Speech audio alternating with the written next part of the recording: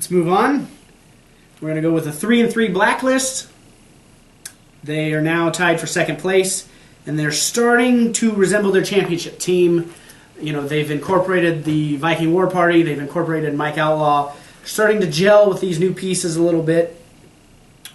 Drew, how do you feel they looked at stage 2? How do you think things are going to go at stage 3?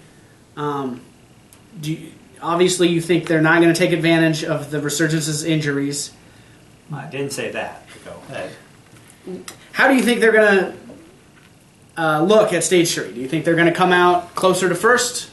Yes, and that's because of the injuries. Now, I don't want to say that they're not going to take advantage of those. I don't think they're going to make it intentional. I don't think it's something where they're going to be actively targeting Kennedy's neck or they're going to be actively going for Durden's knee from behind.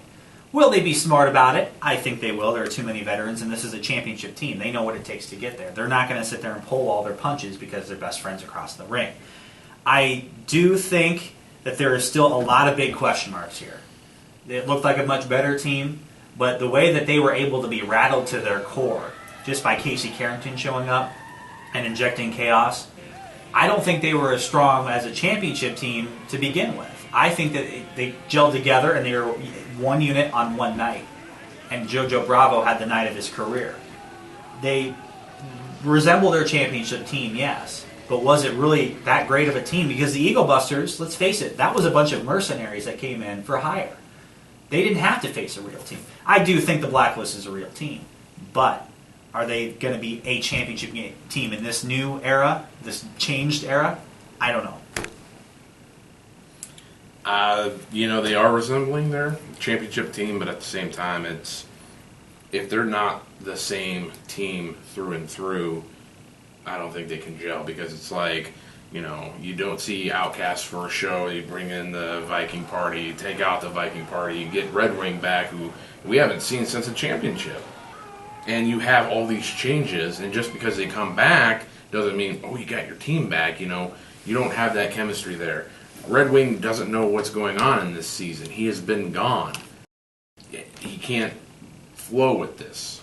He doesn't know the chaos that's going on here. Granted, they're not going up against the Chaos Nation, but again, we don't know, who knows? He's being thrust into a situation he's not familiar with. Absolutely. This is a very, very different place than where we were back in January, for sure. Mm-hmm.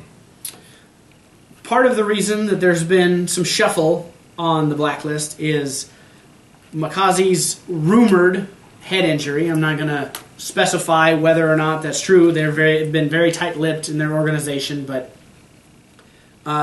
stage 1, he took quite a few stiff shots to his head from Alex Castle, and then he had to miss stage 2 and sit out because he couldn't pass a doctor's physical.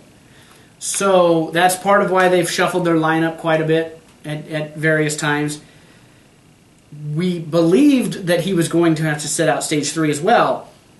Obviously, he has now been cleared, and the tag match is on with him and Red Wing versus Kennedy and Durden. So, with this, we've seen Dan Walsh of the Eagle Busters retire because of a similar concussion-related head injury. Is this obviously if he's cleared by a doctor, then it's safe for him to get in the ring. But how do you feel, Tito, about Makazi coming back only after missing one show with a potential head injury?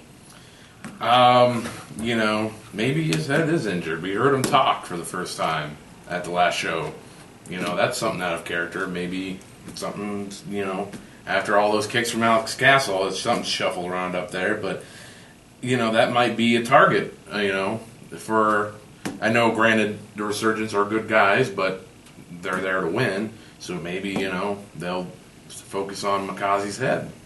We'll see what they can do. And I think in this tag team match, you're able to manage that more. Red Wing coming in, a fresh, kind of tanky guy. You don't want to obviously lean on him too heavily, but Makazi can pick and choose. When he comes in, if they're calculated and they have good coordination, I think if he's cleared, that's a good sign, obviously, since he can be in a ring.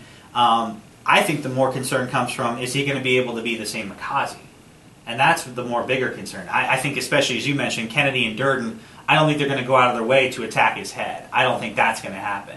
It's a matter, though, is Makazi going to feel as reckless as he is? Is he going to feel like he can still do what he's done for years? remember, it was not that long ago he took a 2-year break and had to come back and find that same fire that he had before. So for Mikaze, I don't know if it's just so much the injury, because he's had plenty of time to heal and regroup.